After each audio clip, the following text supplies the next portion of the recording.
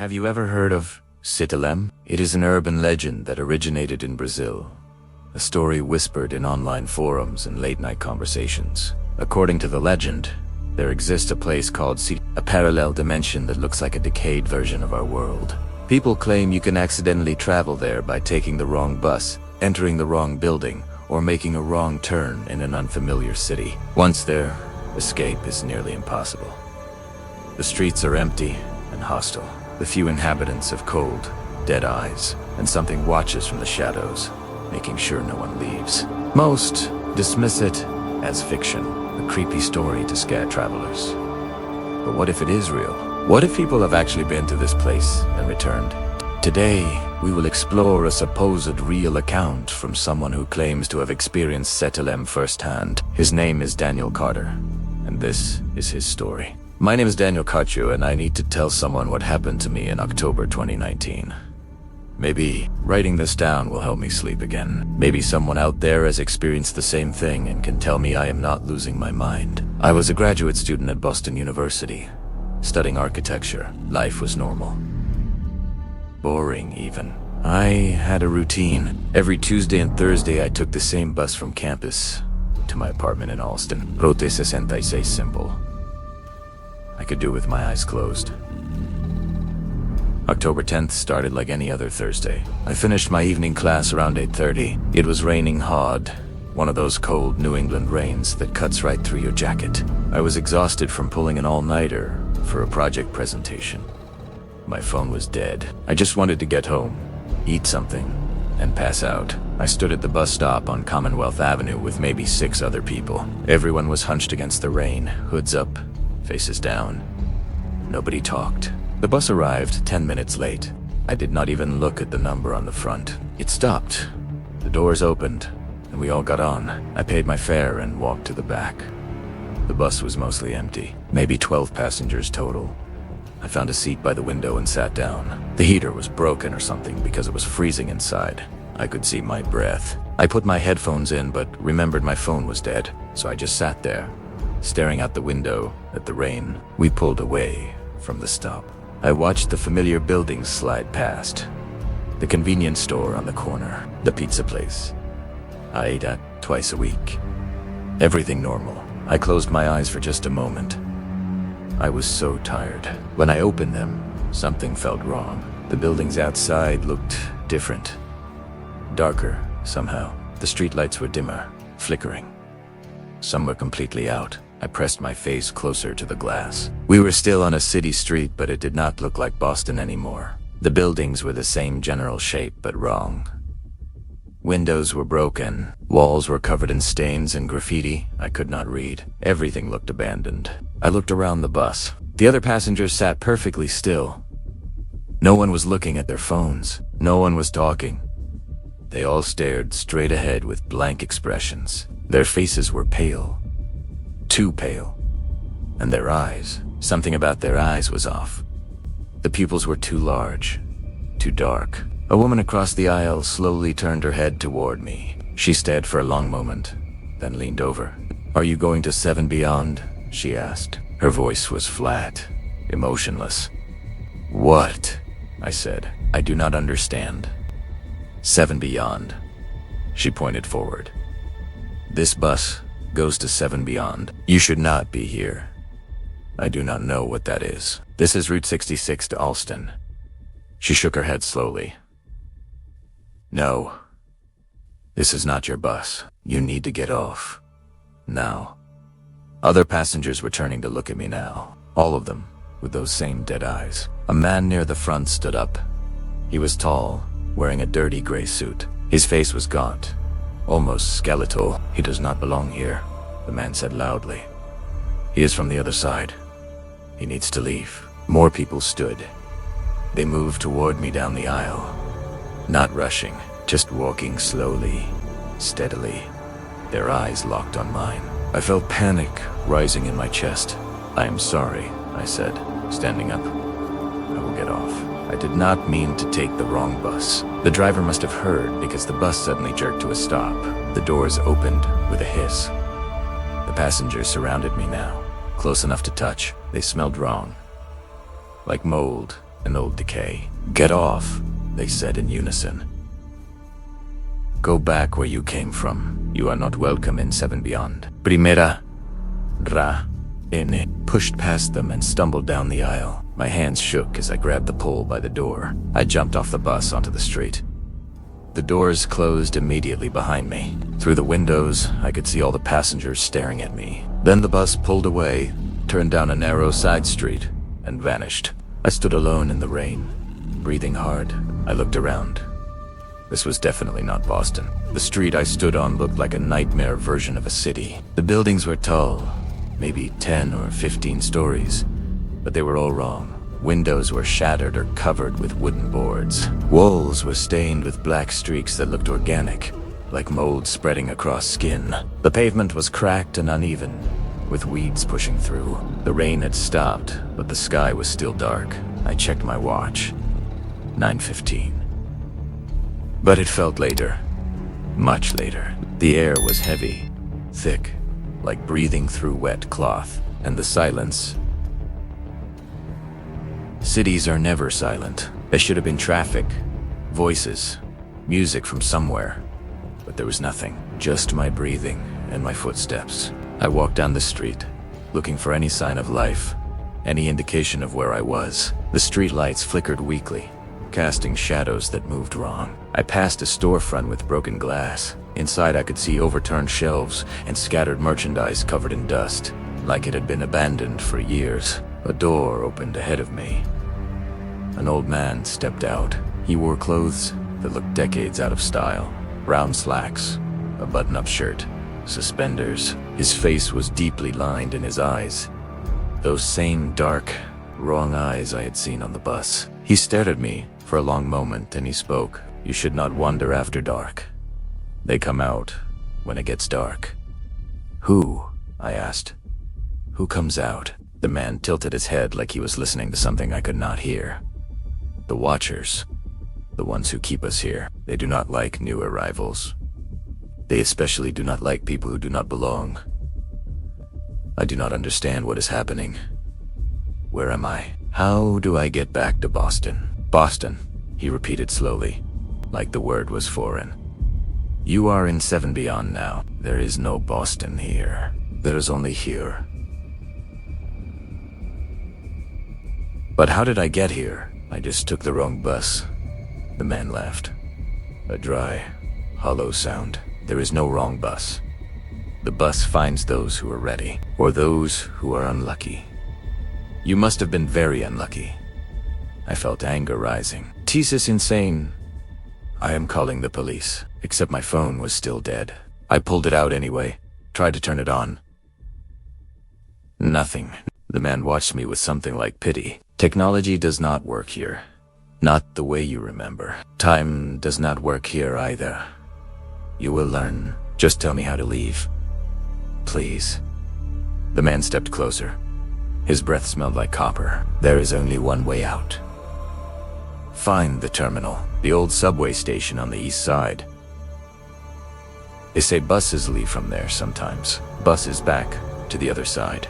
But you have to be careful. The Watchers guard the terminal.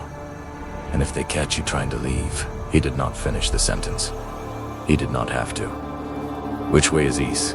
I asked. He pointed down the street. "Follow this road until you reach the square 10 Gora. Keep walking until you see the tall building with the red door. The terminal is 3 blocks past that, but do not go now. Wait until morning. You will not survive the night out here." "Where should I go?" The man gestured to the building behind him. "Primera vea room. You can stay until dawn. It is not safe, but it is safer than the streets." I did not trust him, but I had no other options. I followed him inside. The building was dark. He led me up 4 flights of stairs. The wallpaper was peeling. The air smelled like rot. We reached a door. He unlocked it and we went inside. The apartment was small. 1 room with a bed, a table, 2 chairs, a single window with heavy curtains. He lit a candle. "The electricity does not work most days," he explained. I sat at the table. My hands would not stop shaking. This cannot be real. This has to be a dream. The man sat across from me. Everyone says that at first, then they realize this is real. As real as anything. You are in SevenBeyond. A place between places. A city that should not exist, but does. Some say it is a punishment. Others say it is a test. I do not know anymore. I have been here so long I barely remember the other side. How long? He thought for a moment. 30 years. Maybe 40. Time is strange here. 40 years? No. No way. I am not staying here 40 years. I am leaving tomorrow. The man smiled sadly. They all say that too. We will see. I did not sleep that night.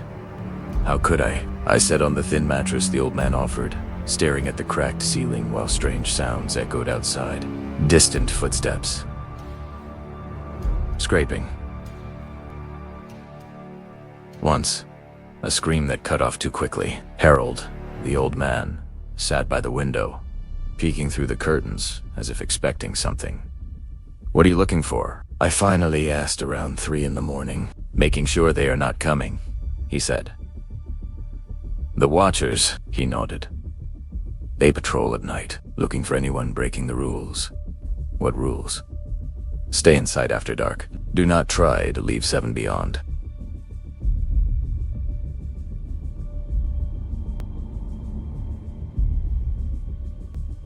Do not ask too many questions, and most importantly, do not draw their attention.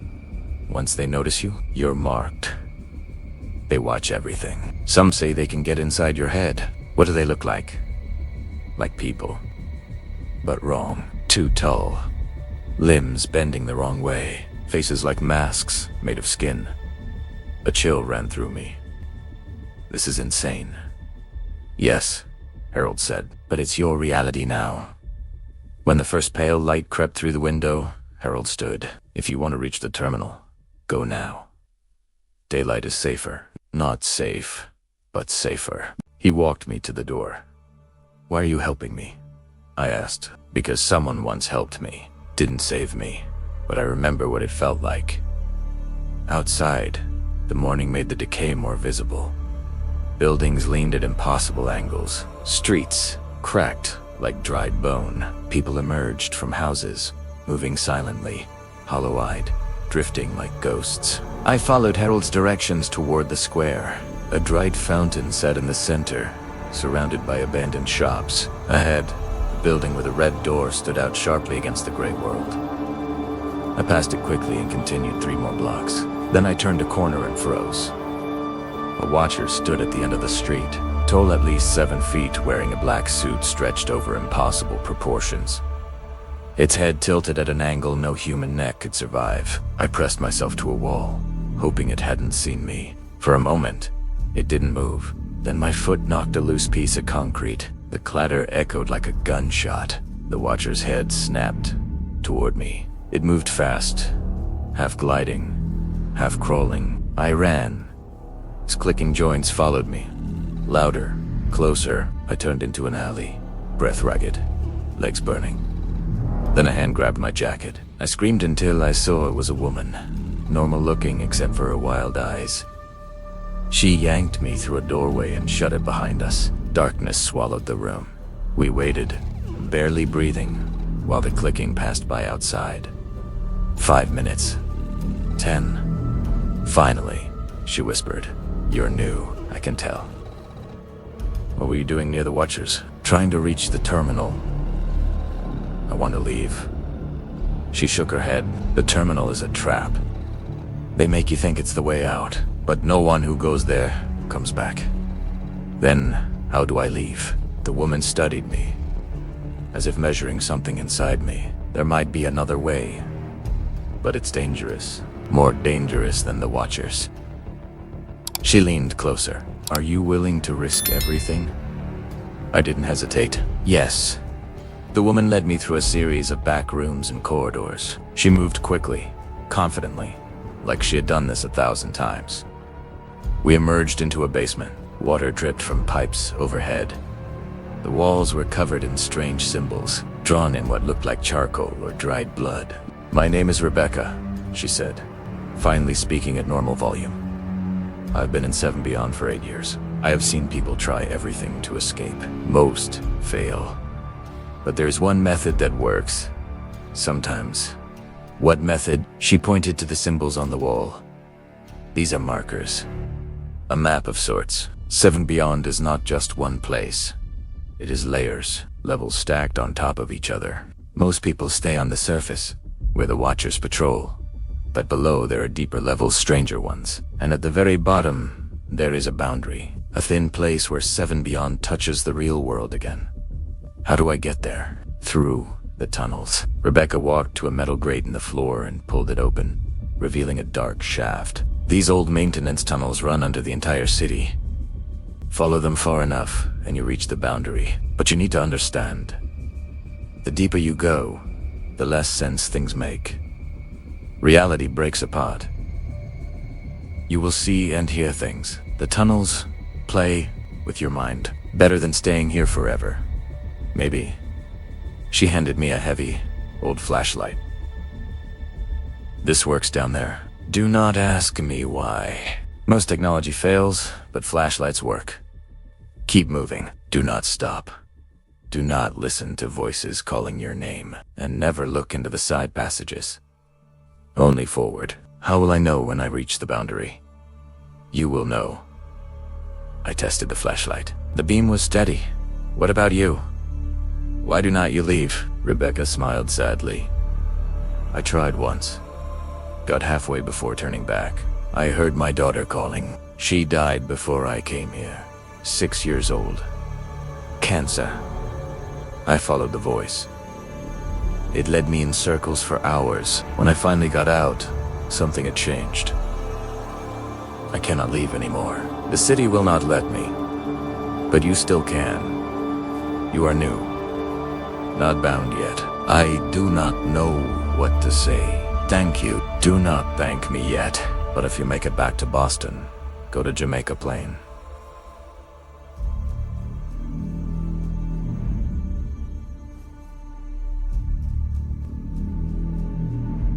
"15 Cedar Street. Tell my husband Michael that I am sorry. Tell him I tried to come home. I will. I promise."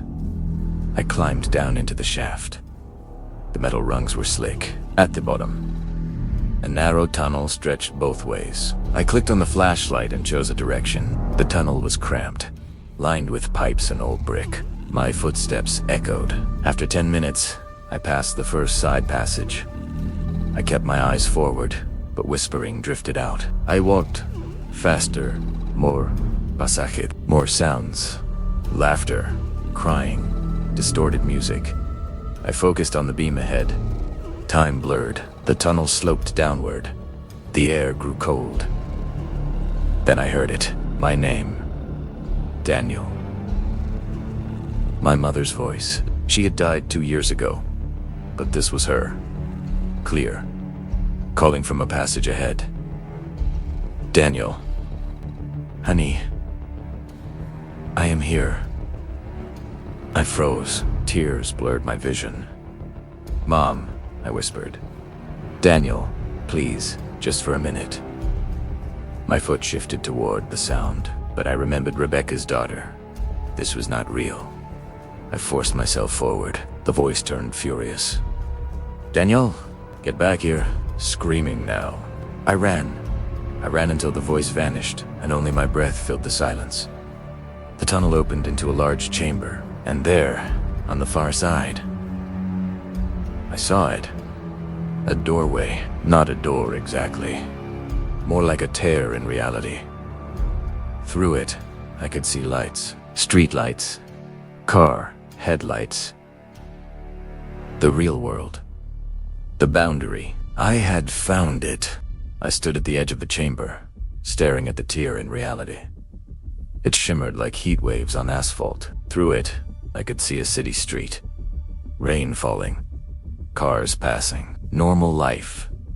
My life. Everything I had lost when I stepped onto that wrong bus. I took a step forward, then stopped. Something felt wrong. The chamber was too quiet. Too still. The tier pulsed slightly, almost like it was breathing. Footsteps behind me. Slow and deliberate, I turned, flashlight raised. A figure emerged from the tunnel. Tall, too tall. A watcher, its head tilted at that wrong angle, its long arms hanging loose. "You should not be here," it said, its voice layered with too many tones to be human. "This place is forbidden. You must return." I backed toward the tier. "Let me leave. I do not belong in SevenBeyond." "No one leaves," it said, stepping closer. "You entered our domain. Now you are ours." I ran toward the tier. The watcher moved impulsively fast, its icy fingers grabbing my shoulder. My jacket tore as I twisted away and fell forward through the boundary. The sensation was indescribable, like my body was being taken apart and rebuilt at the same time. Colors that did not exist, sounds that were not sounds at all, pain, nothingness, everything. Then I was falling, through darkness, through light, through shifting snapshots of other versions of SevenBeyond. Some almost normal, others twisted and impossible. I saw thousands of trapped people staring as I fell. I hit solid ground. Rain fell on my face. Real rain, cold and clean. I opened my eyes. I was on a sidewalk. Cars, buses, buildings glowed with warm light. Boston. Home. I sat up, shaking. My jacket was torn, my hands scraped. But I was alive. A woman with an umbrella gave me a strange look as I stood. The sounds of the city, traffic, voices, music, all felt unreal in their normalcy. I walked until I found a subway station and took the green line back to Olston. The last blocks to my apartment felt like a dream. Inside, everything was exactly as I had left it. Dishes in the sink, textbooks on the table. I plugged in my phone. October 10th, 9:42 p.m. I had been gone less than 2 hours in the real world, though it felt like days. I collapsed on the couch and cried from relief, exhaustion, disbelief. I had escaped. Then I remembered Rebecca, her request. I had promised. I looked up the address, 15 Cedar Street, Jamaica Plain. I would go tomorrow. I would find her husband. I would tell him she tried to come home. I tried to sleep. But every time I closed my eyes, I saw SevenBeyond. The gray streets. The hollow faces. Tea. Watchers. And I kept thinking of the others. Harold. The woman on the bus. The thousands of souls I'd glimpsed during the fall. How many people vanished into SevenBeyond every day? How many wrong buses were out there, collecting passengers who never returned with Setealem? Was there a pattern? A purpose I did not know. I still do not. All I know is that SevenBeyond is real. A shadow city existing beside ours, taking the lost and the unlucky. And somewhere out there, right now, someone else is stepping onto the wrong bus. Someone about to learn that not all roads lead home. The next morning, I took the orange line to Jamaica Plain. My body ached like I had been hit by a truck. Bruises covered my arms and legs, but I had made a promise to Rebecca, and I intended to keep it. 15 Cedar Street was a small, 2-story house with blue siding and a neat yard. A tire swing. Toys on the porch. I stood at the gate before finding the courage to knock. A man answered. Mid-40s, kind, tired eyes. "Can I help you?" he asked. "Are you Michael Chun?" "Yes." "Do I know you?" "No, sir. My name is Daniel Carter. I have a message from your wife, from Rebecca." His face drained. "That is not funny. I am not joking. Please, I need to tell you what happened." He led me in. The living room was filled with photos of Rebecca, the same woman who had helped me in Rebecca disappeared 4 years ago, he said. She left for errands and never came home. No leads. Nothing. I know where she is. Please hear me out. I told him everything. The wrong bus. SevenBeyond. The Watchers. The tunnels. Meeting Rebecca, her instructions to escape. He listened silently. My daughter died 6 months before Rebecca vanished, he said. Leukemia. Rebecca took it hard. At episodes, said she saw Emily. Heard her. Doctors said it was grief. She mentioned Emily, I said. She heard her in the tunnels. Michael wiped his eyes. I want to believe you, but this story is impossible. I showed him my bruises. I got these in those tunnels. Rebecca is trapped but alive. She wanted you to know she is sorry and tried to come home. He studied my arms, then my face. Tell me something only Rebecca would know. She said your daughter's name was Emily, that she was 6, that she died of cancer. And she said you lived at this address. I did not know that until I escaped. He walked to the window, silent, then said, Rebecca had a birthmark on her left shoulder shaped like a crescent moon. Only I knew.